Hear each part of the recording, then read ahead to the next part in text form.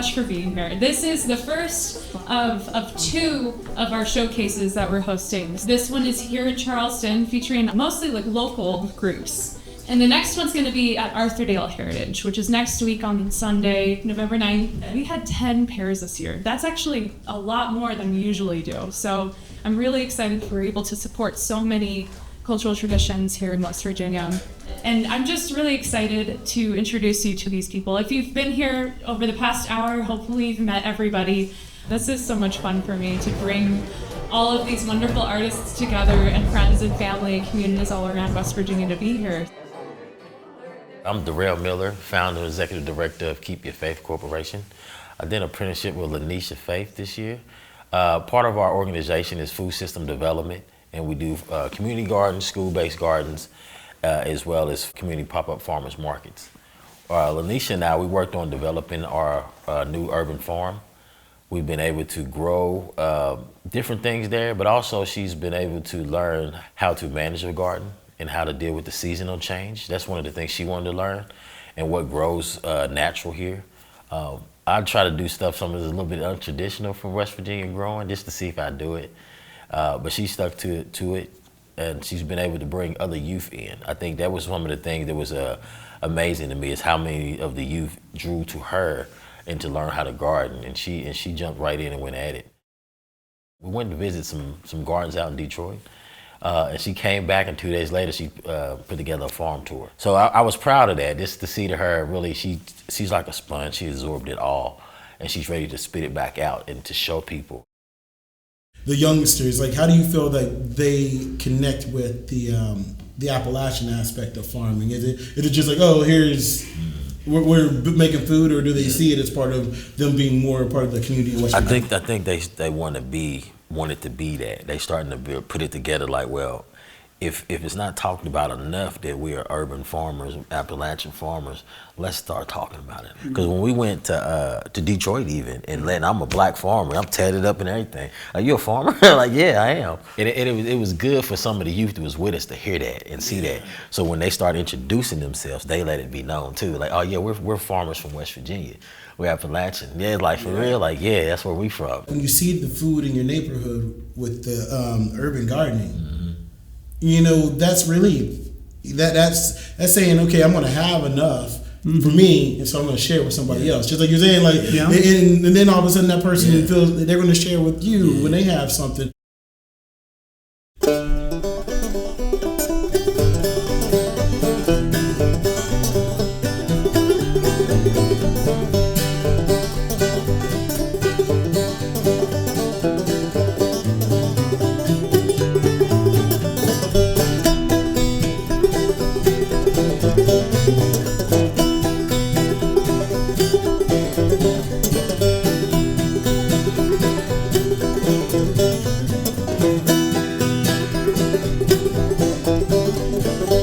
The clawhammer, which is what we do, a somewhat limiting style of playing, but because of those limitations, it's allowed for great creativity and ingenuity in the players.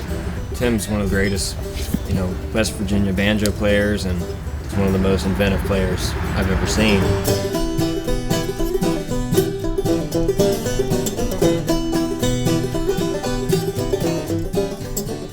I'm from the Cabell County, Huntington area, down in there, and spent a whole lot of time up in Pocahontas County, where I had a lot of influences with the Hammonds family and a bunch of old-time Central West Virginia fiddlers and this and that. We don't do a lot of banjo tunes. We do a lot of fiddle tunes on the banjo, and we've kind of prided ourselves into getting all the fiddle notes we can in there. And some of them fit, some of them don't. Some of them you got to work at a little bit harder than others. But there's some bluegrass in there, some jazzy stuff in there. We don't limit ourselves with one genre or whatever. Good's good.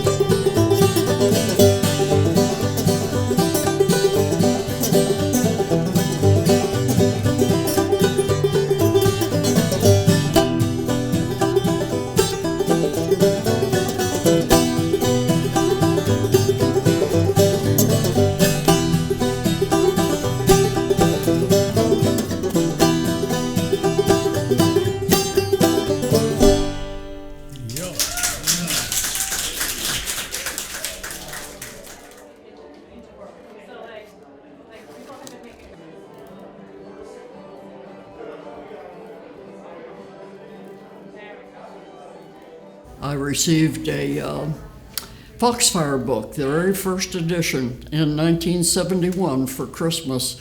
And I looked at that and thought, oh, I can do that. My great-grandmother made baskets, I think. I know she had a lot of baskets around, and I played with them when we visited. So baskets and Great-Grandma Mobley were a connection. And we lived in Connecticut at the time. And I thought, well, we have oaks on this property. I'll ask the landlord if I can cut a small oak. And he said, sure. So I cut a small oak and tried to split it, and it just wouldn't split. It had funny little things in it, and I didn't know, so I gave up. Then we moved to Elkins, and I took a basket class and talked to some basket weavers and found out I had tried to split a red oak, not a white oak, but I learned very quickly how to identify a white oak tree. And I've made baskets mostly just for family and friends and for the fun of it. And here we are at the end of a year, and it's the end of the apprenticeship program, but certainly not the friendship. We've established a pretty close relationship. She's a surrogate daughter, so, and she's learning very well, so, don't you think? Thank you, Judy. I appreciate it. I sought out Judy about 2 years ago and said, you know, this is something that I'm really interested in learning. I dabbled in basket weaving for the past 15 years and thought it was just an amazing art form. So I'm originally from Michigan. I grew up in the Metro Detroit area, but my mom's from Logan County. My grandma's from Logan County, and you know, I think part of why I'm so interested in basket weaving is it is truly an Appalachian tradition. In a way, I have found that white oak basket weaving is a way for me to kind of connect to my heritage in the state without really fully knowing what that is. It's just a way that I feel like I'm connecting to my Appalachian roots here. Just like you see here, that's what they do. Love to do the splitting. It feels so satisfying when you take a piece of wood, cut the end, and you can pull it apart. And it goes straight down the whole length. It's just a good feeling. We started off this apprenticeship working with honeysuckle, and I have found, I'm going to be very honest here, I'm not a big fan of weaving with honeysuckle. It breaks. You have to be really delicate with it, and I've learned how to weave on white oak, where it's like it's a workout. You got to put some muscle into it. First, Judy taught me how to do square bottom baskets, and then we learned how to do round bottom baskets. Often, those can be used as berry baskets or apple baskets for like apple picking, and those are a little bit more difficult. And right now we're just starting to explore egg baskets, which is a much more advanced technique. And I haven't yet to make my first egg basket, and so it's a continuous learning journey. Yeah. As long as you've learned the basic traditions, you can make a basket out of almost anything. My mother was known for her Christmas candies.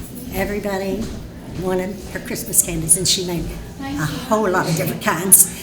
So I took it upon myself, and KB asked me to teach him how to make most of her sweets. I'm a career chef, and I went to culinary school here in Charleston, and I've always been really into Appalachian tradition and seed saving and gardening and canning and things like that. I knew that Nanny was kind of like the steward in our family for those recipes. She was the person who's kept those traditions going. And so I called her and I told her about it, and she was a little bit apprehensive. She's, why do they care about our family's candy? It's everybody makes these candies, but we just assume everybody does. Yeah, no. I mean, we do. But for me, it felt like the next natural step of my career. I mean, really, it's brought me and Nanny a lot closer. Pretty much every Christmas, I have to make at least 20 batches of peanut butter fudge. Now, cornflake candy, it's hard to make, isn't it? Oh, yeah, no, it was the toughest one to nail. It is. For sure. Mom always said, let this batter boil for 2 minutes, but I found out it's better if you just let it boil 1 minute, because it can get too hard and you're afraid you're going to lose tooth. Yeah, but, you gotta have it stretchy but still cooked enough that it's not sticking to your teeth. That you're not, Yeah. And it can be like that. It can just be too soft, but then it can be too hard. Don't ever put it in the fridge. But if it does get hard, you can put it in the microwave for a few seconds, and it'll soften it up. If there was a dinner or a wedding or a baby shower or a death or a family vacation, Mama was making a big batch of candy and packing a box to send to people. Being able to learn these recipes that's always been in my family that I kind of avoided because, I either, overlooked them because I was jaded because I always had them. I've got to connect with a lot of people who love these recipes and haven't seen these things since they were a little kid. Everybody did this. We were able to come together and start talking about stories, start talking about Appalachia and our parts in Appalachia, start talking about who we are and what we are, and then those stories just sort of come out of that. And so we are Appalachian storytellers. I've been one for, Kim, 50, 60 years, but he, it's been great to watch him develop. As a mentor, you're exposing them to you. You're exposing them to the way you think it out, the way you tell it, the kinds of things that you do. He's already a storyteller. I don't have to teach him to be a storyteller. Trust me, I don't have to teach him to be a storyteller. But to teach him how to just simply be in the culture and be a part of what is going on and expressing himself, that's what you do. And you do that by simply conversation. You do that by example. Working with Bill has, not only has it helped me because I've watched him, but the idea of having someone to bounce off that next tier of storytelling ideas from going from the informal story, the casual recounts to, okay, I want to put this in some type of linear fashion and I want to put this on stage in front of people so that they're paying attention. That's what you get from watching. And I think as far as any apprenticeship and mentor relationship, a lot of that first step is just okay, introduction to this in a serious manner. Yeah. As opposed to, okay, well, cool, you can tell a story, that's fine, but can you deliver the story that you're telling? And Bill is, working with him has definitely helped me out in that regard. July 1st, 2016, my grandmother passes away. It was a very sad day. And shortly after that, my family approach me and they say, Aristotle, you should live with your granddad. You're a single guy, he's a single guy. You're a musician, he's a musician.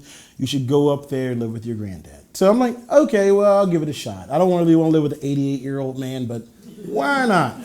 So we go up there, and then lo and behold, since my grandmother had done cooking for the last 60 years, who's going to do the cooking? Where's the, what's the thing that's going on? So one morning, me and Granddad were sitting in the kitchen, and we're staring at some meal that I had put together. It wasn't that fancy, and we're looking around. He goes, well, I don't know if I want to eat this. And I said, well, Granddad, let me see if there's something else. And so I look around, and then I discovered this treasure trove, which I'd known had been there because it'd been there my whole life, but this treasure trove of canned food that my grandmother had been canning that was down in the cellar for the last 40 years. Now my mind thinks, oh, I'm not eating none of that. Right, you know what I mean? I'm just like that. We might die. I heard of botulism. I heard something. I mean, I had health class in elementary school. I knew what was going on. But my granddad was like, "Oh, we can eat that, man. You don't know nothing about that. We got to eat that. We got to eat that." So I go and I get this can of soup. It's this big mason jar of soup, and and I look on there and they say, "Well, if it's not rusty, you can open it up." And so I'm like, "Okay, man." Pop the top of that. We put it in the pot. We heat it up, and all of a sudden, the fragrance, the aroma, the feeling, the memories, the chatter, you can see it all happening just right there in that pot, coming out of that pot. And it goes straight from that pot into our bellies. And then here me and Granddad are, and he just starts unloading all these stories. He tells me about all the times and all the meals and all the little kids that came through. And what I realized were two things. One, my grandmother was smart enough to make enough food that my granddad would never have to eat another woman's cooking. And two, when you think about the memory of home and place and purpose, a lot of times we think about the buildings, the four walls and windows. And home is about so much more than just structures. Home is about the people, the memories, and the experiences that you get to have inside those four walls. Home is what you carry with you in your heart, and home is a place beyond what we can define by an address on our driver's license. So I'm going to share with you a song that I wrote about a special place where we all actually came from today, even though we started off from different points. It's called A Place Called Home.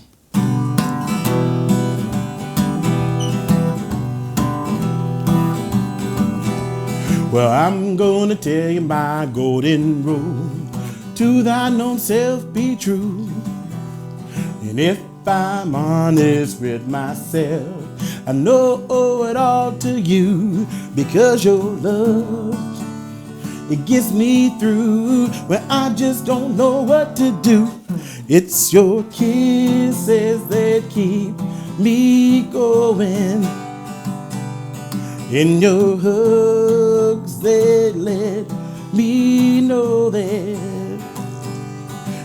there is a place called home that's, whoa, so good,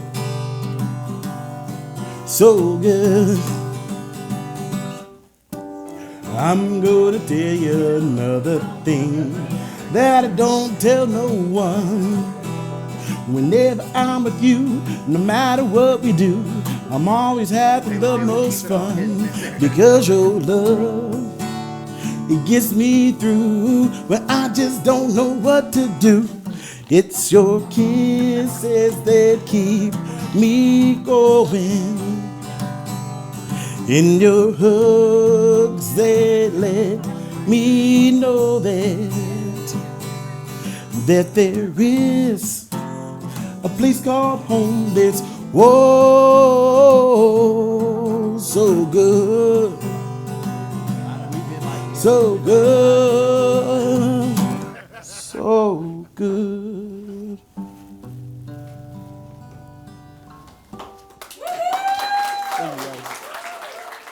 Like, Bill's doing this for a long time. And just like kind of when you have this transgenerational information that's being shared about practice and tradition and stuff. Yeah. One thing that I realized and that I learned to appreciate is your story.